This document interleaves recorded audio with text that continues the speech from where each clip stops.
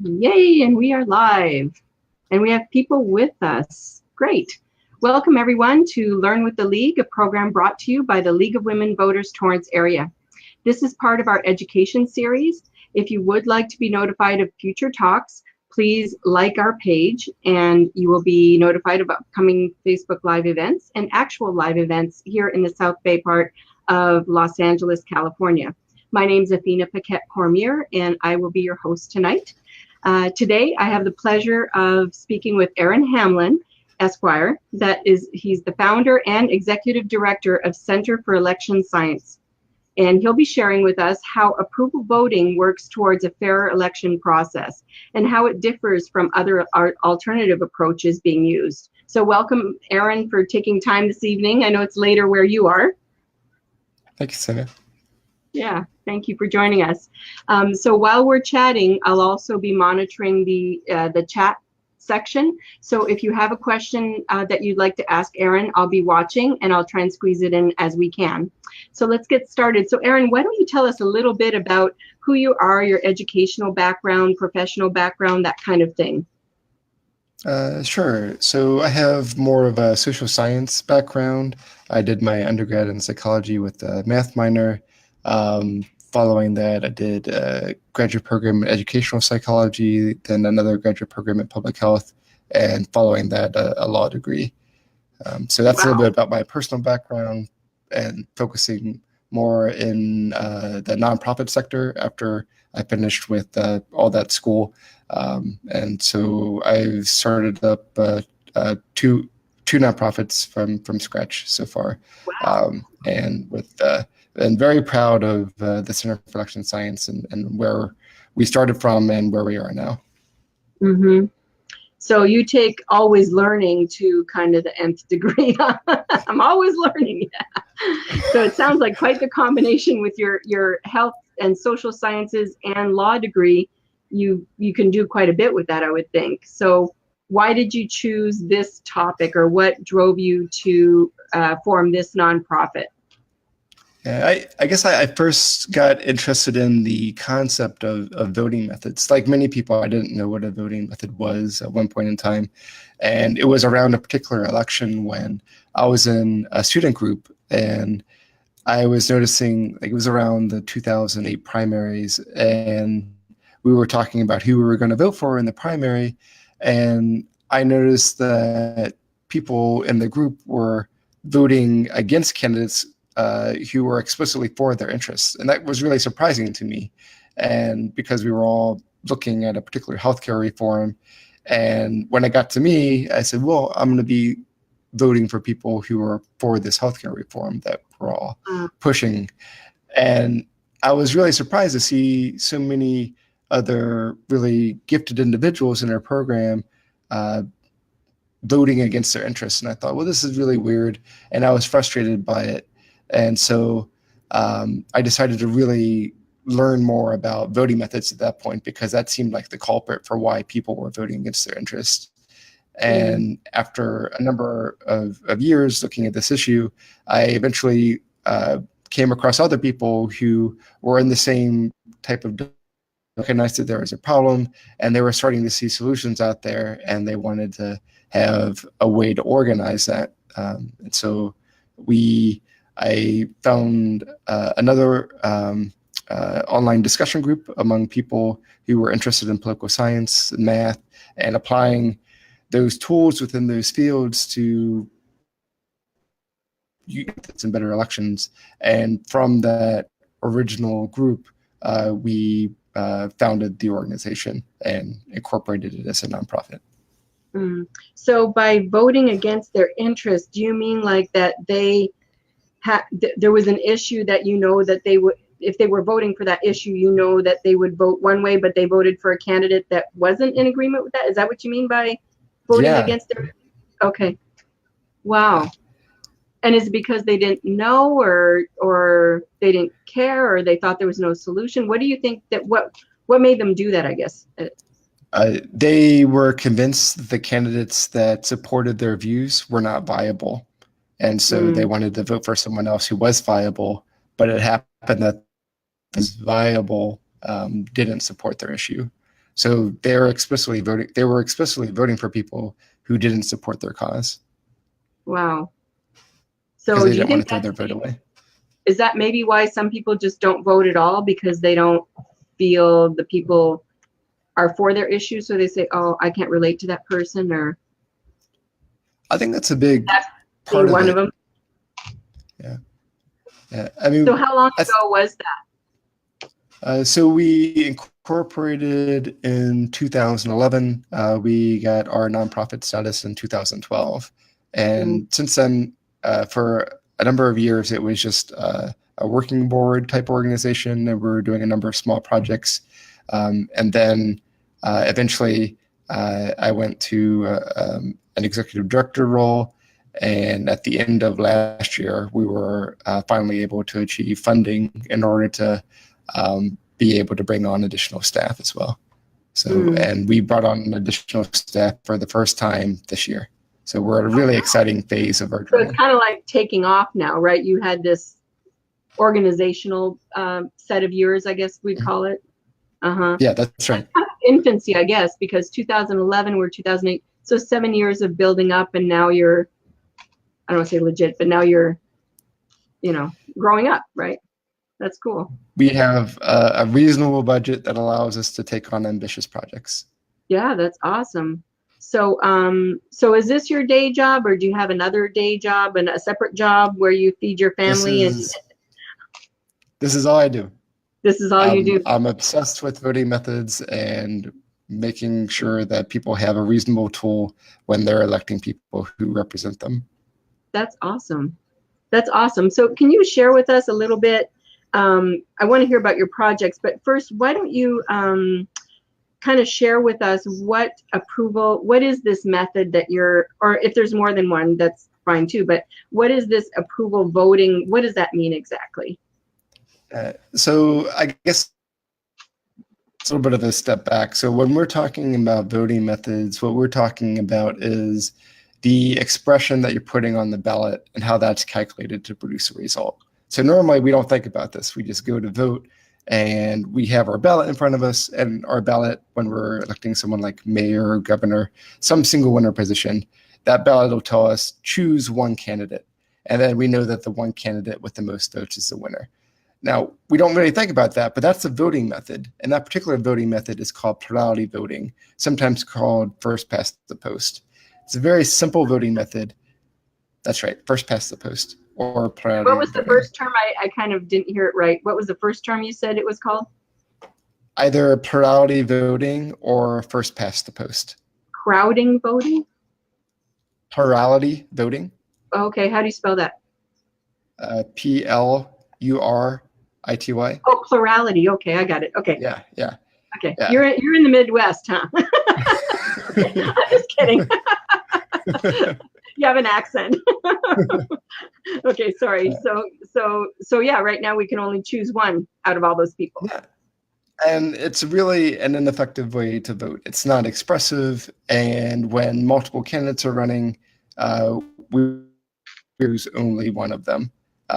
And that means that if there are a set of candidates that are similar, then the vote splits between them. And that's not very helpful if we support an idea that's also supported by a number of candidates, because our vote splits and we get an inaccurate reflection of support.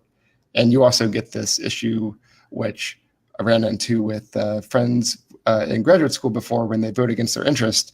And so with plurality voting, if you perceive that the candidate that you like is not viable, and you're feeling like you're going to throw your vote away and not have an effect in the outcome of the election, well, plurality voting puts you in that situation.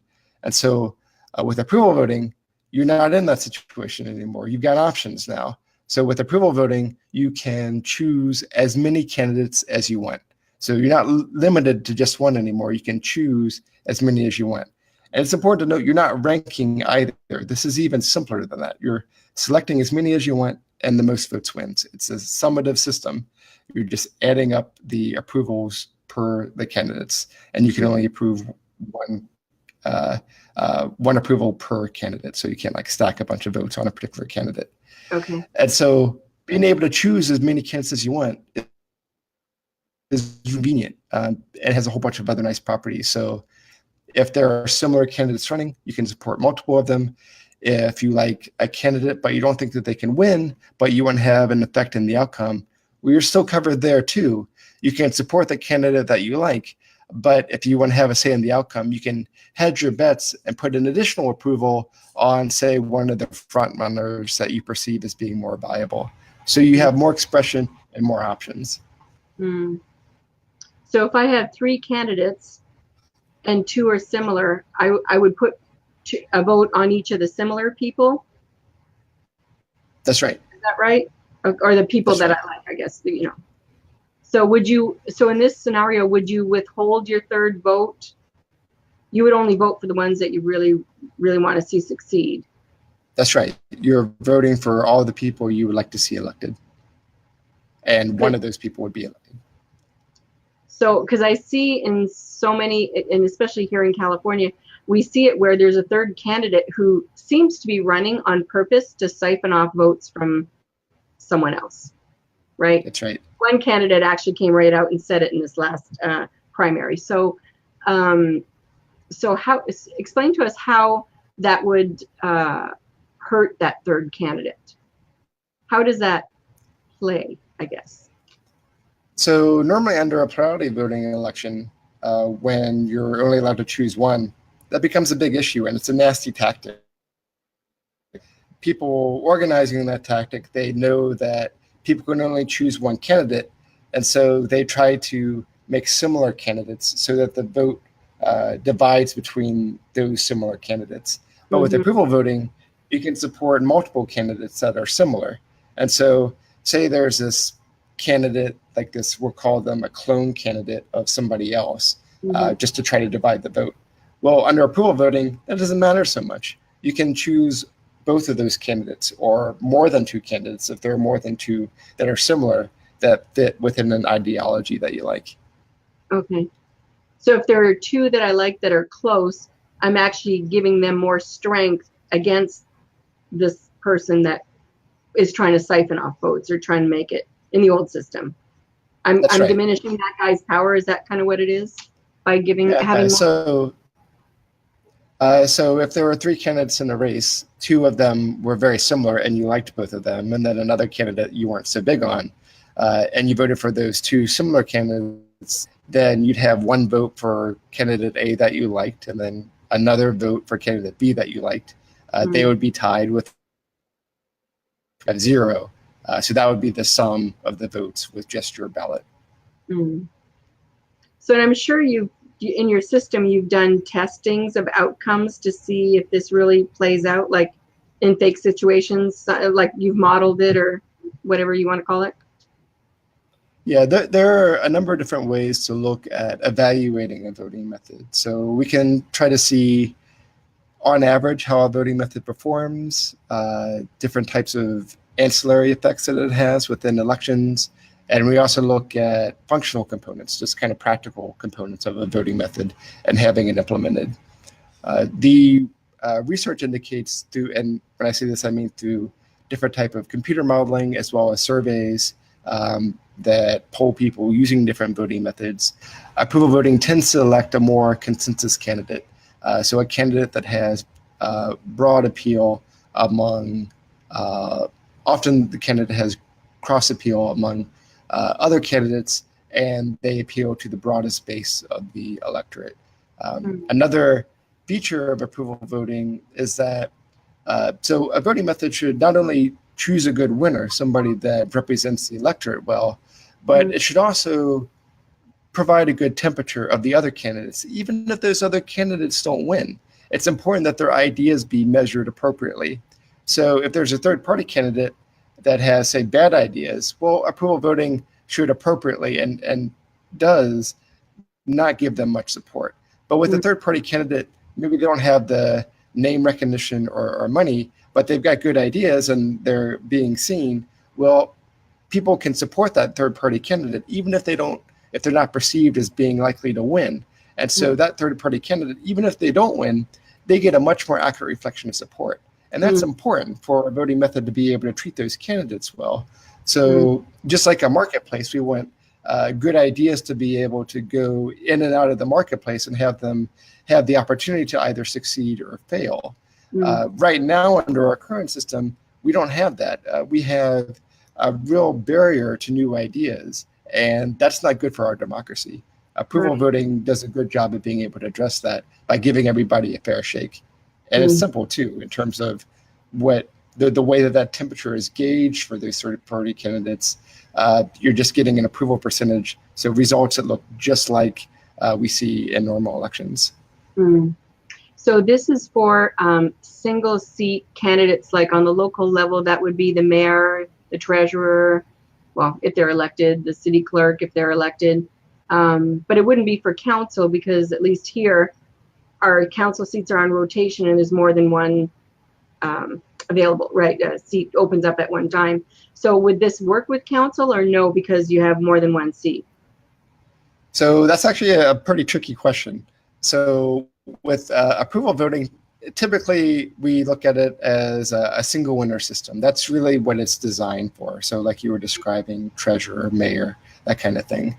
You can use it to elect multi-seat offices in a simplistic way, which classifies it as a block system when it's used this way, so that you support all the candidates that you want, and the winners are, like, say you're electing 2 seats, the 2 with the top votes would win. You can do it that way, although the results tend to be having candidates that are homogenous or look a lot alike. They will be good consensus candidates, but they're not going to have a lot of diversity to them. So within something like, say, a council or a state legislature or some kind of governing body where there are multiple seats that you can elect simultaneously, there are other categories of voting methods called proportional voting methods that can be used. And there actually are indeed proportional versions of approval voting that can elect multi-member seats, such as city councils, and have the outcome be proportional. So there, the ballot itself looks just like any other approval voting ballot, where you select all the candidates that you want. Just the way that the algorithm works, so like how the counting works, it makes it so that who actually gets elected, that those people who are elected look a lot like the people who voted within that particular election.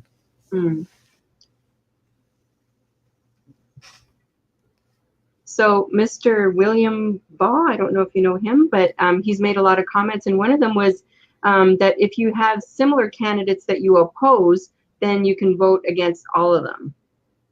Yeah, so it's That's kind of a brain twister, so I thought I'd ask. Yeah, I mean, you can look at it in kind of different ways. So say like you're mostly indifferent about many of the candidates, but there are, say there's like 1 or 2 candidates that you really don't like, but you're indifferent among everyone else. You can vote for everybody but those 2 candidates if you really have a grudge against 2 particular candidates or 1 particular candidate. If it's against 1 particular candidate and you vote for everybody but that one, there's a technical term for that called an anti-vote. And it's just like you just really hate that person and you're voting for everybody else but that person. Yeah, I think some people can relate to that. Okay. Okay, and let's see. So he was saying for multiple seats, many thinkers recommend proportional representation, which is, I guess, what you're saying, right? That's right. Yes. Okay. So, so let's hear about the actual system. So, is it a paper ballot? Is it like a lot of counties? Our Los Angeles County is huge, and they're moving more and more their systems into. Well, anyway, they're changing our system a lot. So, so how does your system work? Is it computerized? Is it paper? Is it, you know, is the county clerk still counting the vote? Like, how does that work?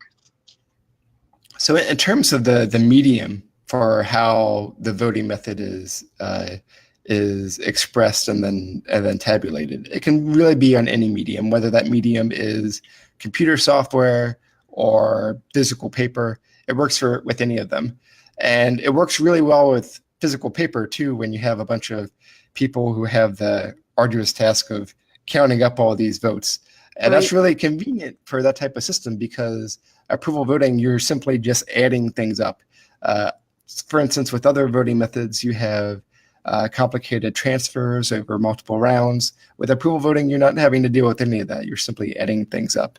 And there's another, so one of the nice features about approval voting is that it's so easy. So when you're talking about people whose job it is to run these elections, it makes their lives easier. Just for example, one of the properties that approval voting has that makes those people's lives easier is something called precinct summability. And what precinct summability means is that you can have tabulation in local precincts and then take those totals and then come up with an overall election outcome number, say like for the county or something, when you have a bunch of precincts within the county. Now, it may sound like, well, of course you can do that. Well, not always. Some voting methods require that you take all the ballots and then put them together in a central location before you can count them. But with approval voting, you have to worry about that. You can have counting done at local precincts, take those totals, and then add up the totals. You don't have to worry about having all the ballots together in one central location. So that makes logistically much easier, and it also helps some with ballot security as well. If you're trying to think about like making sure that particular ballots are being watched and not having to worry about transporting ballots and being able to follow their trail. Right. So what would happen if, I had a question asked earlier to ask you, what if, what about like provisional ballots? Like, you know, is that going to change anything when people get to the polling place? Does this change anything with how they, how it works? I would expect no. So the only difference between approval voting and say something like what we're currently doing is just that you're allowing people to select all the candidates that they want. The directions are going to be different. Pretty much the rest of the ballot design is going to be the same. You're going to see some bubbles that you're going to check off or fill in next to the candidates. Now you can bubble in that bubble for multiple candidates if you like.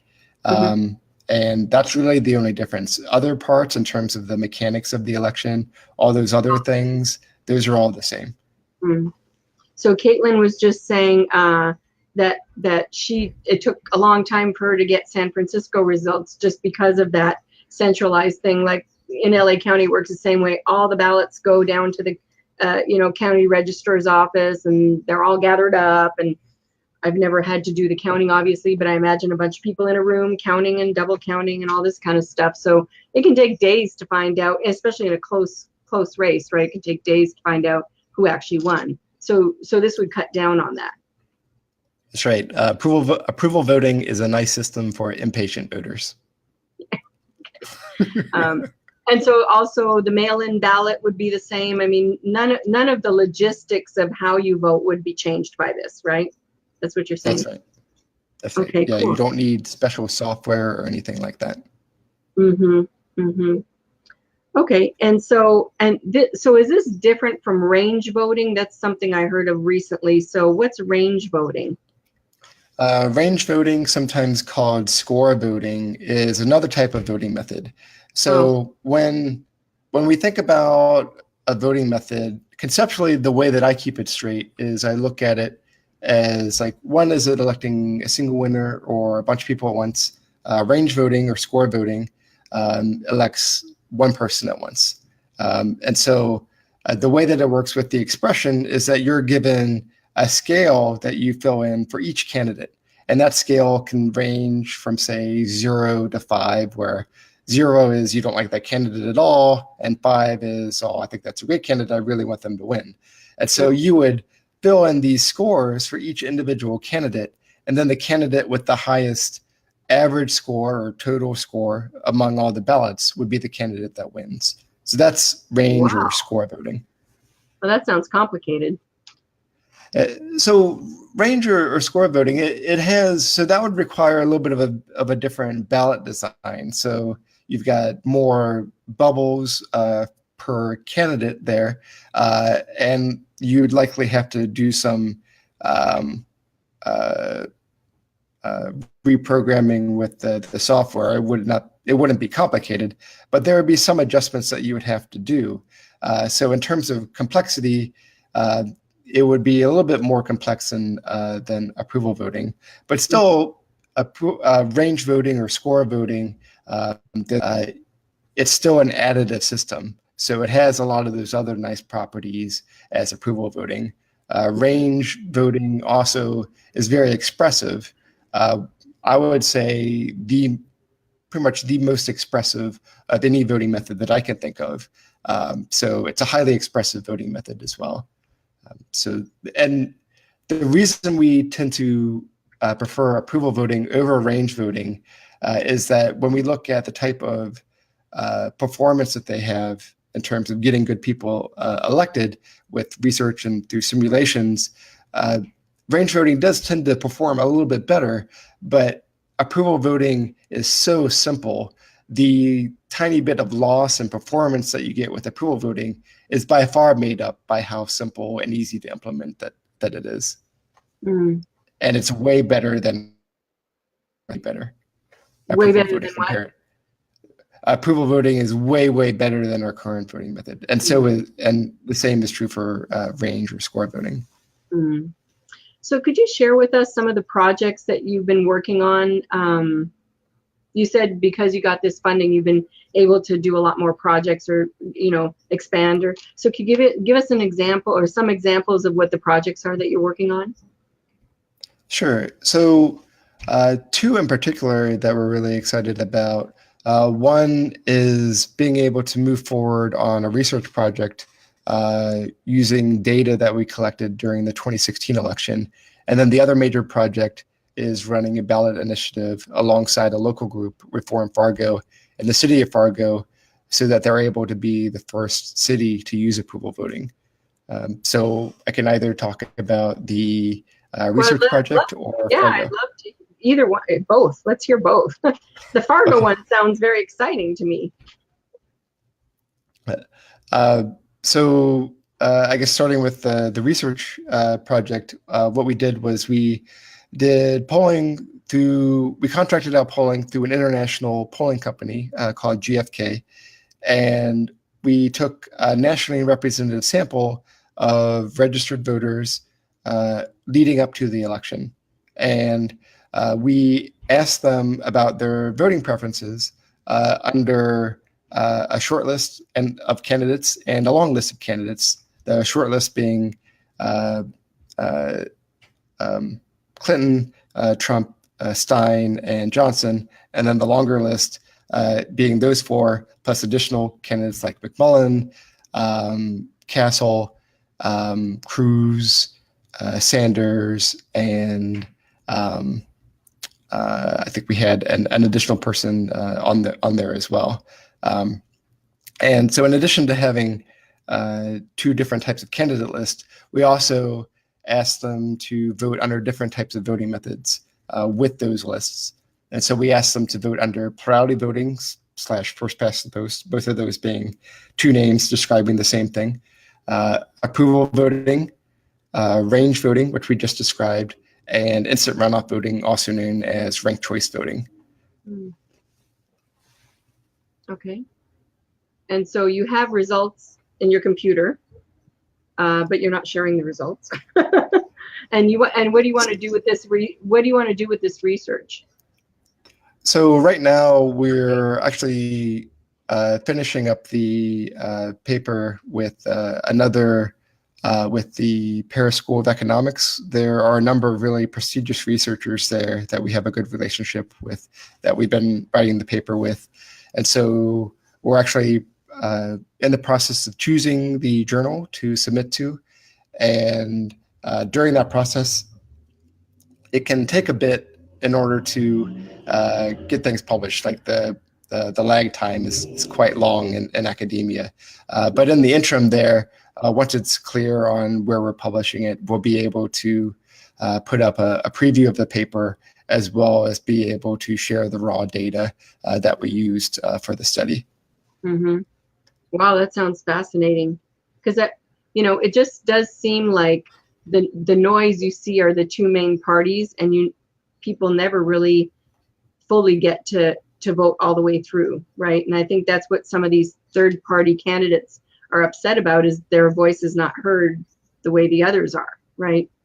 So Totally. So I mean, that's personally what upsets me a little bit, but so it sounds like those results will at least give evidence that another way should be looked at, right? I mean, I would assume. Yeah. We had some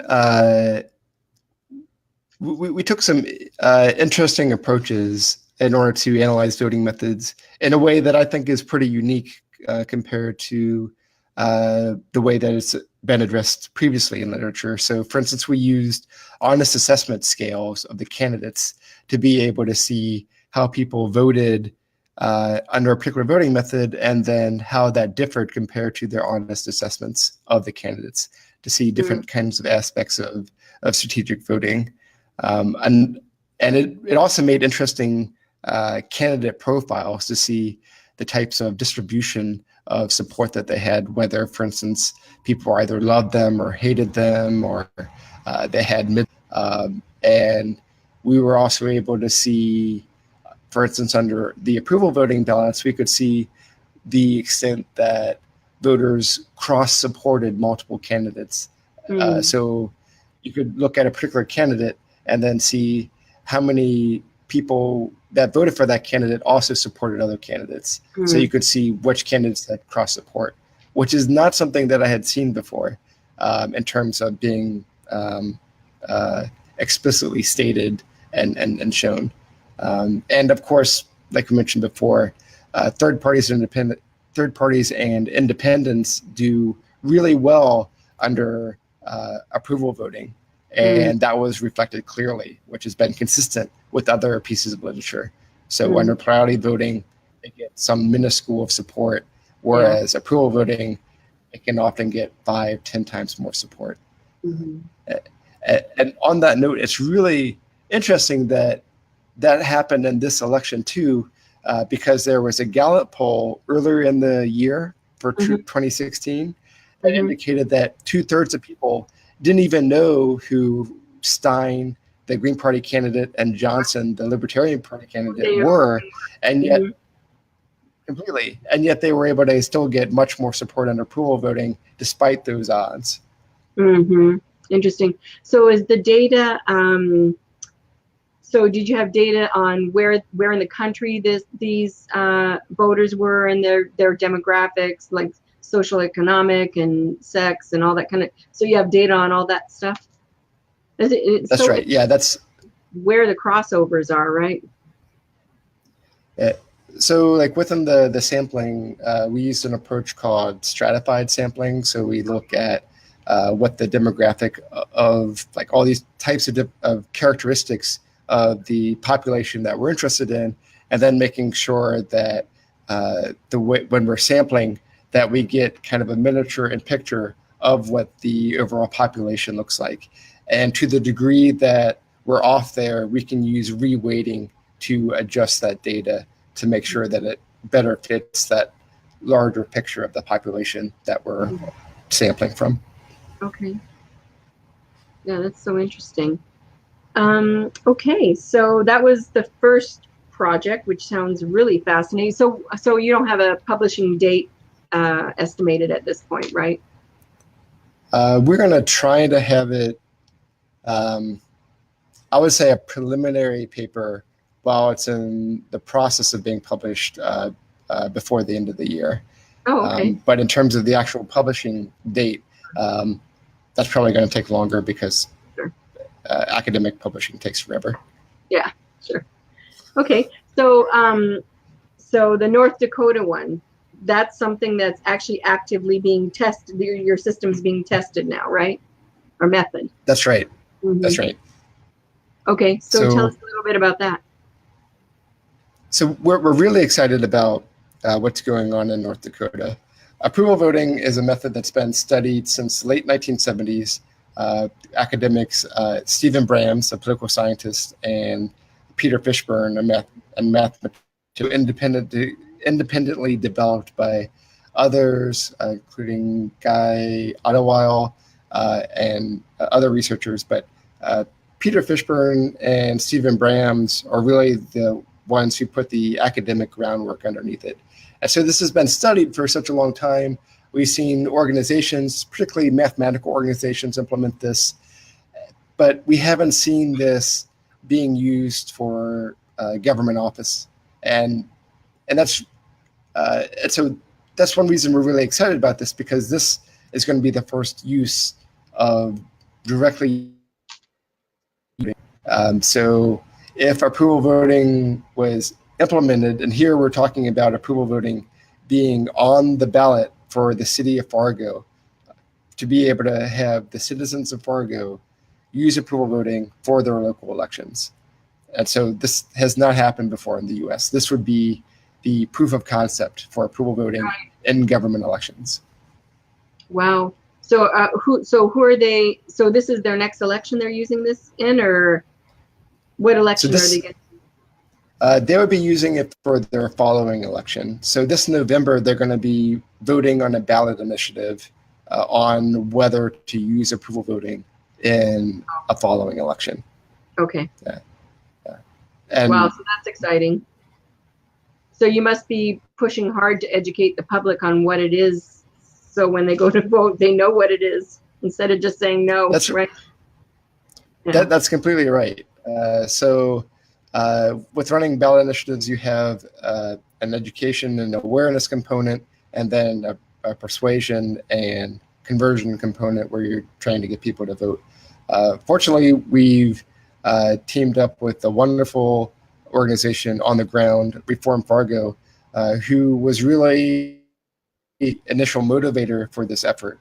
So the backstory for this is that the city of Fargo had some strange elections. There was one election they were electing a city commissioner. Here, the city commissioners happened to be being elected by themselves, and there were like six candidates or so running in that election, and the candidate who won with less than 25% of the vote. And so it was really alarming to a lot of people. And that's because there were so many candidates, the votes got spread out amongst too many candidates. So 25% was the high point. That was that happens here. And it's tough because when you have, in practice, when you have that many candidates running and your voting method forces you to choose only one candidate, it's really almost a lottery if the winner is getting that small percentage of the vote.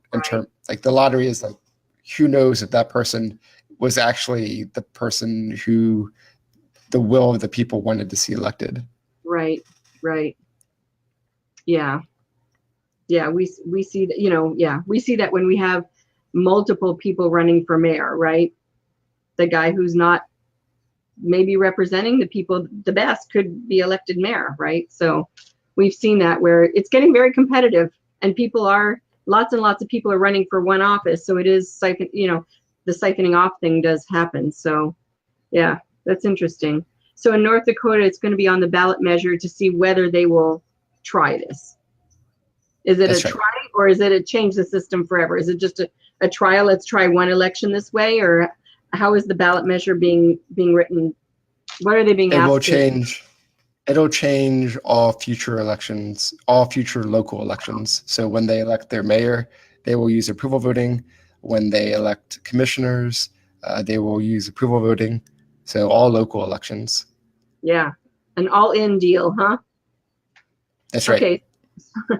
No testers, we're going for it. Okay, so so do you have any other examples of projects you're working on, or are those the two main ones? Those are two of the big ones. We're also, so for instance, this is our first year where we've been able to bring on staff. So we've just gone through the large part of the initial part of the year, making sure that we have good people brought on. And one thing that is kind of going on in the background, that our supporters will see at the end of the year is, well, we are completely redoing our website. And so we have a lot of information on our website. Yeah. And it's not always easy to find and being able to sort through it. And so we're trying to make that easier for people who are excited by voting methods.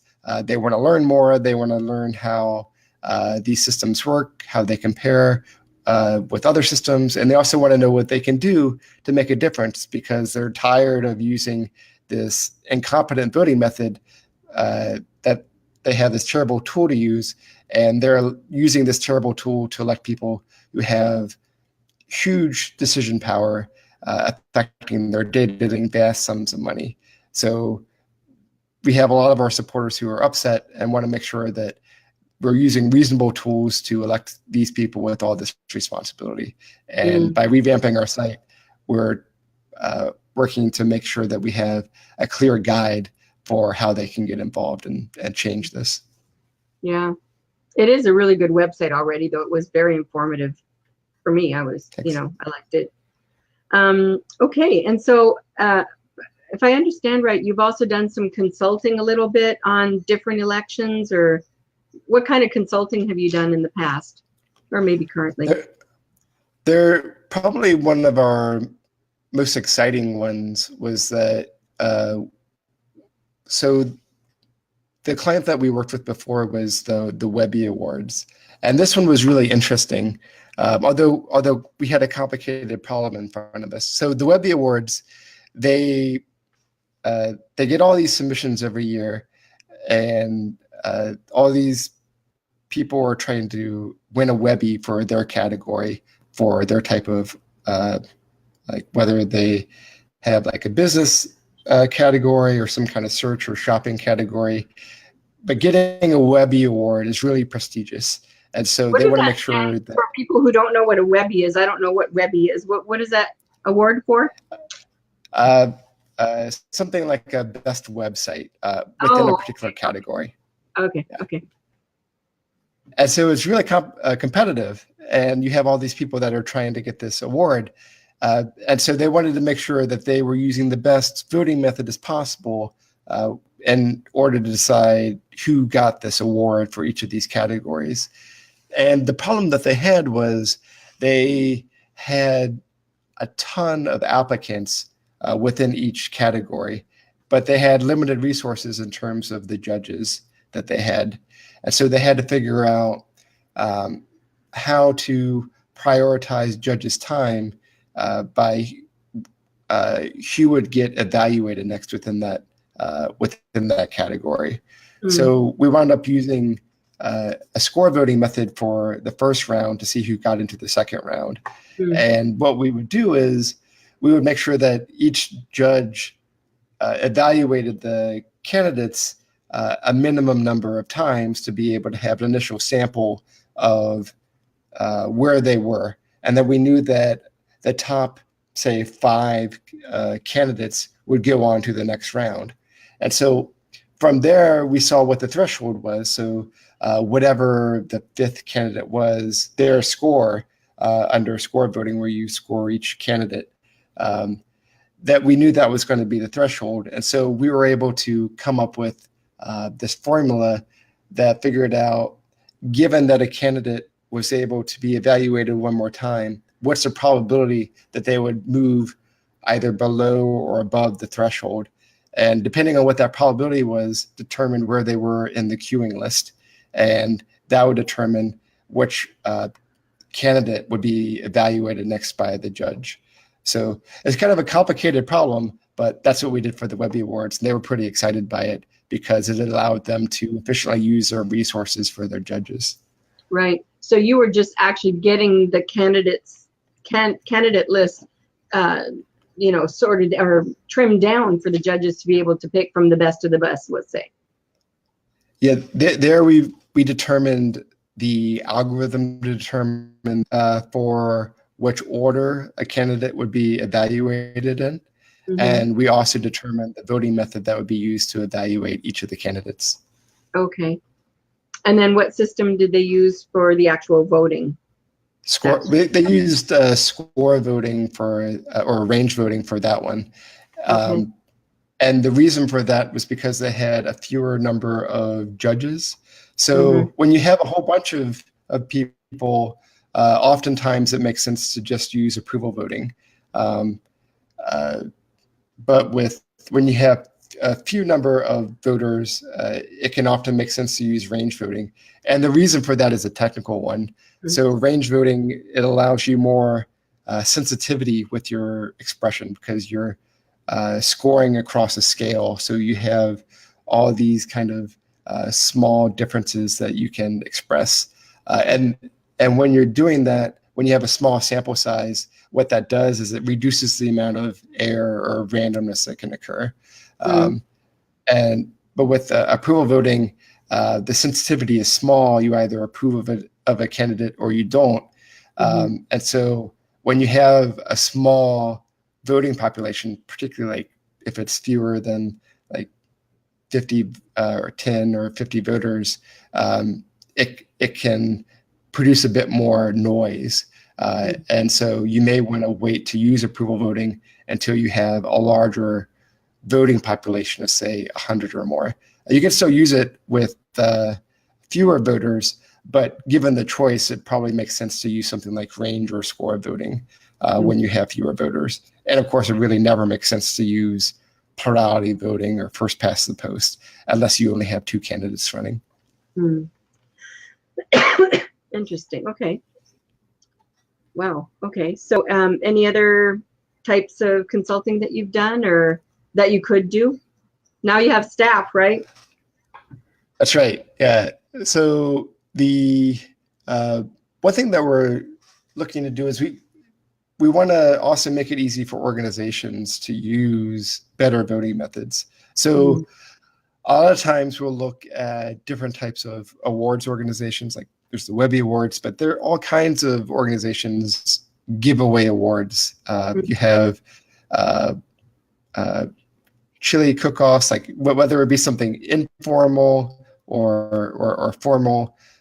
So we have we have organizations that we're a part of where we elect people to certain positions. We have contests, and these have varying degrees of importance, but never does it make any sense for us to use a terrible voting method. We know that plurality voting, when we choose only one candidate or option, that it's a terrible voting method because you have vote splitting, and that can lead to somebody you that doesn't deserve to win. It can have that person win or option win. And it also doesn't do a very good job of reflecting support for other options that didn't win. And so you get a bad outcome and you don't treat the other options that were in the running fairly. And so it's really, unless you only have two candidates, which it's not a very good election if you only have two options anyway, whether you're voting on people running for office or chili or whatever you're doing. Right. And so when we're in these informal decision-making processes, we can also use these opportunities in order to use better voting methods. And so one of the things that we're working on behind the scenes as we're developing our site is making sure that people have clear resources on being able to run their own elections, whether they be informal or formal, using better voting methods. You can find some of these things on our site already, but we're trying to ramp that up. So here in California, we have the top two. Have you heard, about this top two thing, right? So we'll have, because the League of Women Voters, we do these candidate forums, right? So some people don't think we should even do them in the primary, and I'm against that because I think it's the only time that people will get to see all the candidates, right? Because as soon as the vote happens, it's the top two that go to the top, and oftentimes they're very similar. They're from the same party or from, ideology or what have you. So I just think that this probably would be much better, even though you have 14 people that want to be our state senator. That happened a couple of years ago. This probably would have helped people decide, vote as opposed to the top two, I guess. So do you see how it would improve in other states? I don't know every state's voting voting methods, but do you have examples of other states where this would be better than what they've got, where this would solve the multiple candidate thing? I think is just the real deal here, right? Yeah. So in terms of other states that approval voting would be useful in, I would say all of them. So just some are really bad, you know. So the state of affairs is that for our most important decisions, like deciding who gets elected in these offices that spend vast amount of money and determine our day-to-day lives through policy, we use the worst voting method there is in order to get them elected, and that is choosing one candidate with the most votes wins.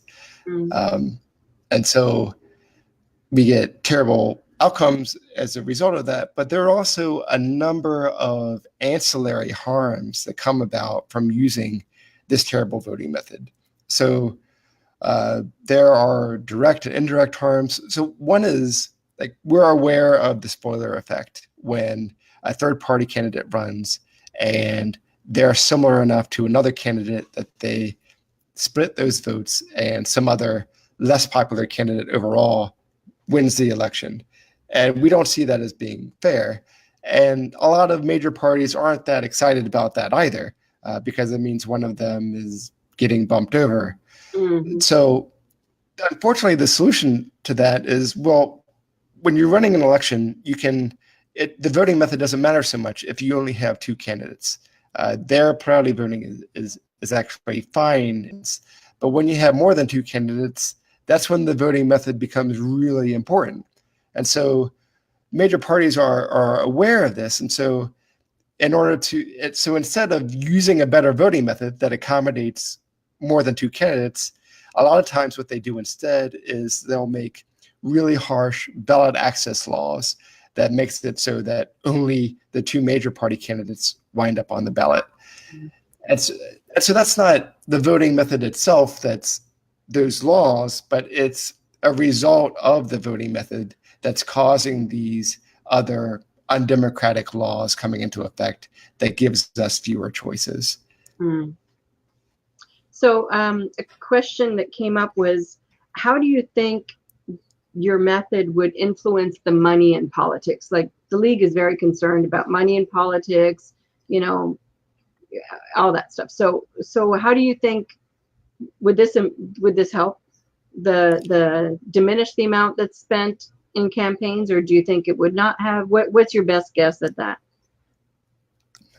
I'm inclined to think that it would diminish the influence of spending on particular candidates. And the way that I would see that happening is through more candidates running. So when you have more candidates running and there being competition within those candidates who are running, it makes it a lot harder for somebody trying to influence the outcome of the election through money. So imagine if you had a bunch of money and you were trying to control the outcome of the election or influence people. It would be to your benefit for there to only be two candidates. Right. So like, if there are only two, you could maybe hedge your bets and put your money in both candidates' pockets to influence their policy decisions. Or if you really wanted to see one candidate win, you could support that candidate. But if you're using a voting method like approval voting, where candidates aren't afraid of running and they don't have to worry about viability so much in order to get support, right, you can see more candidates running, and more candidates can not only run but be competitive at the same time. And now if you're trying to influence the election with money, you've got a harder dilemma in front of you. So you can't just put all your money on one candidate, because like, you have all this competition from other candidates at the same time. And if you're trying to hedge your bets and put money in all the candidates' pockets, well, now you've got to have deeper pockets yourselves in order to be able to fill all those candidates' pockets. Yeah. Yeah, my instinct is that if those candidates are going to get to be on the ballot anyway, people will still have choice. So it's not a knock this guy out of the race kind of thing anymore. It's influence people's thoughts about the election, which, yeah, I guess they still can. But yeah, it would be interesting to see that, right? Okay, so we're kind of at the end of our time. It just flies by every time. I can't believe it. So do you want to tell people a little bit about how they can find you, whether, well, obviously online, but are you going to be live? I think you're going to be at Politicon, right? You're going to have a booth there in October. Yeah, that's right. Okay. On our an event page that you can find places that will be. We will be in Los Angeles for Politicon October 20th and 21st. But the easiest way to track us down is to go to our website at electionscience.org. You can sign up for our newsletter, which goes out at the end of every month. And you can also follow us on social media. We're on Facebook, Twitter, YouTube, LinkedIn, all that good stuff. So we're easy to find, and you can track our progress and figure out how to get involved yourself. Okay, and if people want to donate or support you or volunteer, is there a place on your website for that if they want to learn more about bringing your method to their local community, or maybe just donate? Totally. If you want to donate, you can go right to our site on the, we've got a donate button right on the menu bar at the top of the site. And you're a 501c3, right? I should have asked that. That's correct, yeah. We're a 501c3, which means that your donation is tax deductible. Right. And being an attorney, if you have like special giving that you want to do for particular types of assets, can totally help you out there. You'll take their stock, huh? Yes, we'll totally take their stock. Okay. Nice way to donate. Like there are technical reasons why that's a nice way to donate. Yeah, it's an awesome way to donate, right? Okay. And Mr. I don't know if he says Wa or Va, but he says there are 2 online articles that articulate how the voting system can be more or less vulnerable to money. So that would be interesting to learn. I don't know if he means your website or another, but I think online would probably mean Google it. But that's interesting. So thank you to Mr. Wa who participated. Okay, so I guess that's all. Is there any, kind of final thoughts that you have? I would encourage people to follow Fargo. We're really making history there. The organization that's running the ballot initiative locally is Reform Fargo. And so you can find them on social media as well. And if you want to learn more, go to electionscience.org, learn about our work, sign up for our newsletter. And I'm definitely signing up for that newsletter, that's for sure. Well, thanks for taking time. I know it's late in Cincinnati, so I really appreciate your time, your education, and participating in the Learn with the League. And hopefully we'll see you very soon, and we'll follow the Fargo process. So progress, when is their ballot, when is their election? So they had, but their election itself is going to be on November 6th. It'll be for their general election. Okay, got it. So we'll have to watch for that on November 7th to see what happened. November 6th. Oh, yeah. So the day after, yeah. Hey, yeah. I'm in California. I'm used to waiting for results for a week. So, So thank you very much, Aaron. It's been a real pleasure, and we'll see you soon. Awesome. Thank you so much, Athena. So everyone, if you would like to join us and get our newsletters, you can like our Facebook page, and you'll be notified of live events. But also, you can text us, LWVTA, and you text to 444999, and you'll be automatically added to our mailing list, and you'll be notified of live events around here. So thank you much for joining us. Thank you again, Aaron. I so appreciate your time.